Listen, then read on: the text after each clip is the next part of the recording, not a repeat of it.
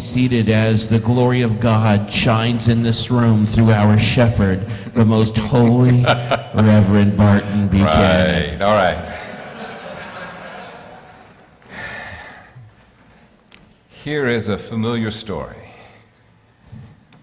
And part of the good news and the bad news of familiar stories is this: they're familiar, and oftentimes we hold them in our heart because we love them and cherish them so much. But with the familiarity, sometimes we don't see the rich meanings there because we just know them. So here's a familiar story, and I hope that after we investigate it together, you'll see and experience a richness there that will inspire you for the rest of this year, at least. Hear the word of God from the Gospel of Matthew. In the time of King Herod, after Jesus was born in Bethlehem of Judea, wise men from the east came to Jerusalem, asking, "Where is the child who has been born King of the Jews?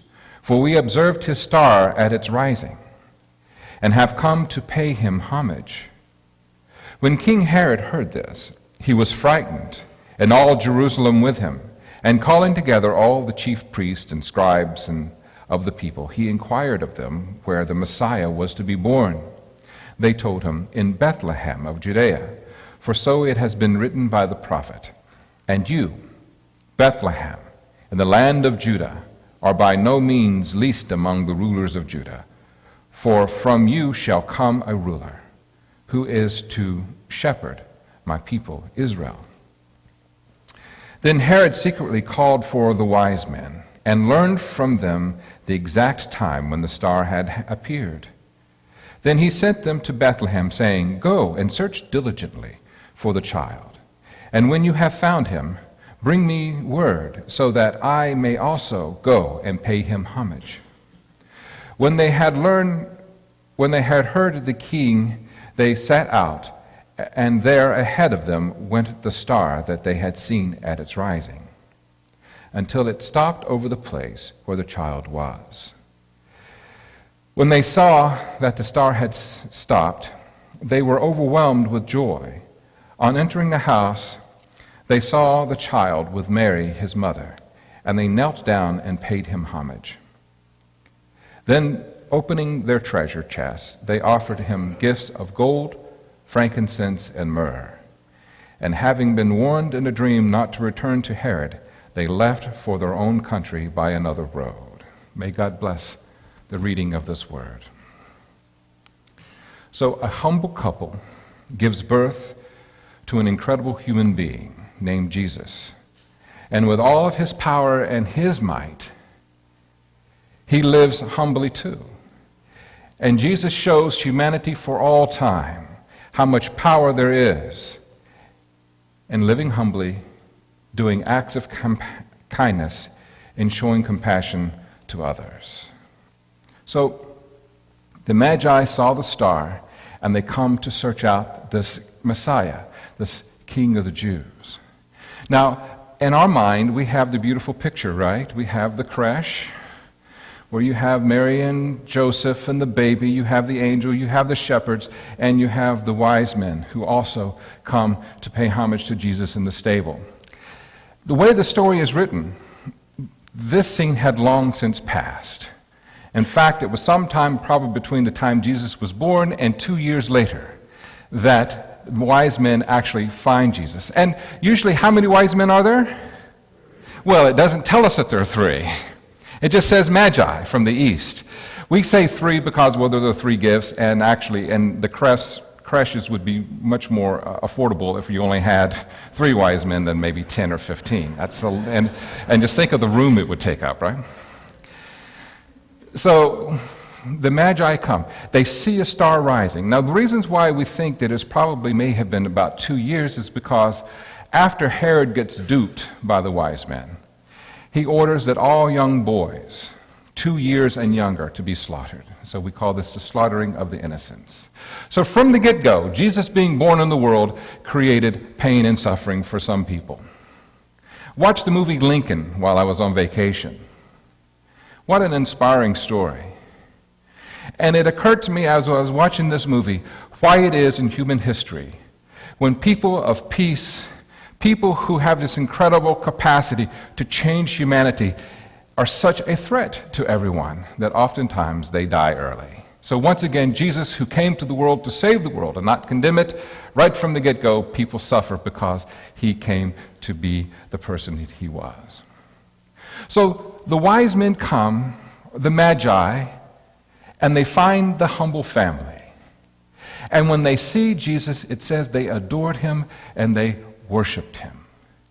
And they gave him the gifts of gold, frankincense, and myrrh. And it's a good thing, too, because whenever they got word that Herod was going to kill the innocents, God came to Joseph in a dream and says, you need to go to Egypt like right now. So they had the funds to be able to go to a foreign land and to live there until Herod had died. Herod was so jealous. He was such a jealous king that the saying of the time was, it was safer to be one of Herod's pigs than it was to be one of his sons. He had put several of his sons to death because he was afraid they were a threat to his power. So when he heard that the King of the Jews, the Messiah, was born, that was a terrible threat to him. So now you can see all the picture going on about you. What was happening with the Magi, what was happening with the humble family. And in the midst of all the craziness, what we find is this, that Herod and all the powers of state were deemed powerless when it came to Jesus. Another movie that I saw while I was on vacation was The Hobbit. And those of you who know Amy, she is a Tolkien nerd. She has watched all of the extended versions of The Lord of the Rings and the appendices many, many times. She's read the books. And of course, we had to go see The Hobbit. And one of the scenes in the movie is where Gandalf the Grey, who was one of the 5 wizards, is speaking to Galadriel, who is played by Cate Blanchett. And just, it's the most beautiful woman. You just see her there with all of her elfin magic and all of her glory, and she glows, like all you women do, but she glows. And what they have discovered is that after 400 years of peace, some strange things start happening in Middle-earth. And not only are they trying to get the dwarves back to their home, but some strange evils are awakening, and they're getting concerned. So Galadriel and Gandalf and Saruman, who's the wisest and the most powerful of the 5 wizards, are all having a conference together. After they've had their conference and Saruman leaves, then you have this beautiful scene in Rivendell, which is where I want to live one day.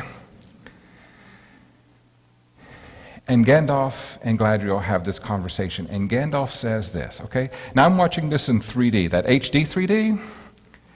So you're getting this incredible stimulation visually, and you can hear everything. And this is what I hear him say. Saruman believes it is only great power that can hold evil in check. But that is not what I have found. I found it is the small everyday deeds of ordinary folk that keep the darkness at bay. Small acts of kindness and love. Why, Bilbo Baggins? Perhaps it's because I am afraid, and he gives me courage. When I heard him say this, my first immediate thought was this, and I shared it with Amy. Oh my God, he's describing Windermere Union Church.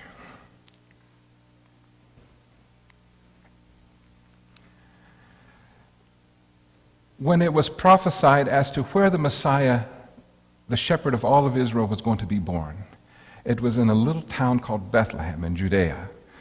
Bethlehem Ephratah, so small that people hardly even notice. And yet it's from this small little place that this very humble couple go, and they give birth to a helpless little child, the least among all humanity. And from this place and from these people, humanity and the world will never be the same. It was in the smallness and the least of these among us that God chooses to do the great powers and the great acts of mercy. And the Windermere Union Church, we're small. Do you realize that 90% of the churches in our nation are 130 members or less? So we're among the average, maybe even a little above average. But you know what? We're not a mega church. People are not going to write books about us, at least not that I know of right now. We don't get on the news, and when they need pundits to come and to share, ideas about what's going on in our nation and how should we respond, they don't call me. I've not written a book. I'm not famous. I don't lead a mega church. But here's the reality. In our own little place on this planet, we go about living our lives, doing acts and deeds of kindness and compassion.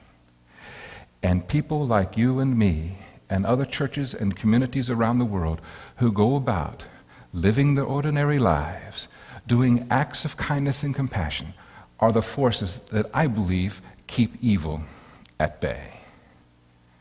It's not the power of the state.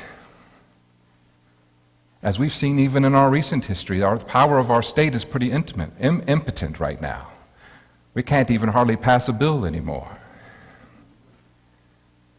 And if there's going to be great change in our nation, it's going to be because people like you and me choose to gather and to work together to create the change. And in reality, in human history, it's the powers of state that usually create the evil in the world, is it not? And what I find amazing about this story is, and the humility and the smallness of Mary and Joseph and baby Jesus, that humanity will be changed for all time. Not in mighty Caesar, not in almost as mighty Herod, not in the great empires of the world, but one person who was born by humble means and who lived humbly the rest of his life was the greatest force of change and evolution in human history.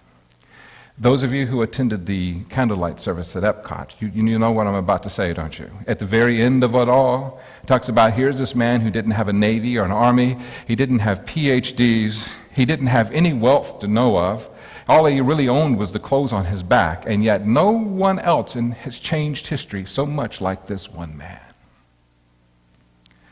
So there's a lot of power, isn't there, in ordinary people doing ordinary things, showing acts of kindness.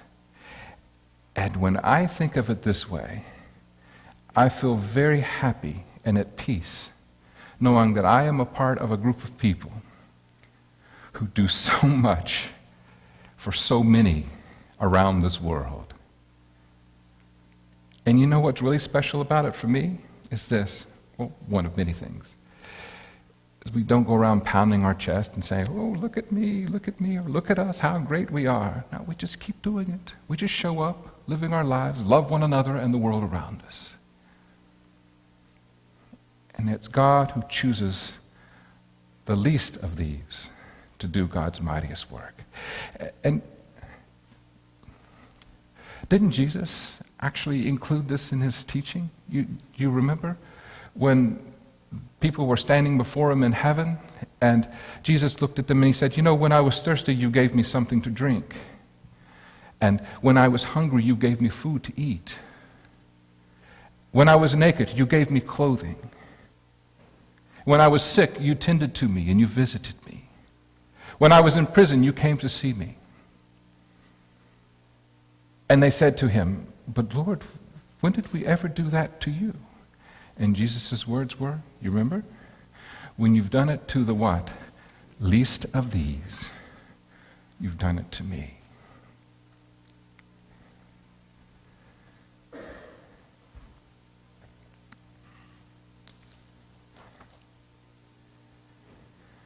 If we adore Jesus and we worship Jesus, which I believe we do, then we will commit ourselves to live like Jesus. And what is that? We go about saving the world by living simply and by showing acts of compassion and kindness to the world around us. Gandalf said, Saruman believes it's only the great power that can hold evil in check, but that is not what I have found. I have found it is the small everyday deeds of ordinary folk that keep the darkness at bay, small acts of kindness and love. Why, Bilbo Baggins? Perhaps it's because I am afraid, and he gives me courage. And if you know anything about the stories, the hobbits were the smallest of the people in Middle-earth. In An Unexpected Journey and The Lord of the Rings, it is the smallest who become the heroes of the story. So why the Windermere Union Church? Perhaps it's because I am afraid. And you give me courage. Perhaps there are others among us who are afraid. And we give each other courage. Let us continue to live as much like that humble child as we can, as we live simply, and every day and every opportunity we have to do acts of kindness and compassion, because it's that which holds the evil of the world at bay, and that's how powerful you are. Steve, will you come give me a hand? We're going to have communion now. What a way to start off the new year. As we celebrate the intimacy we have with God through Jesus.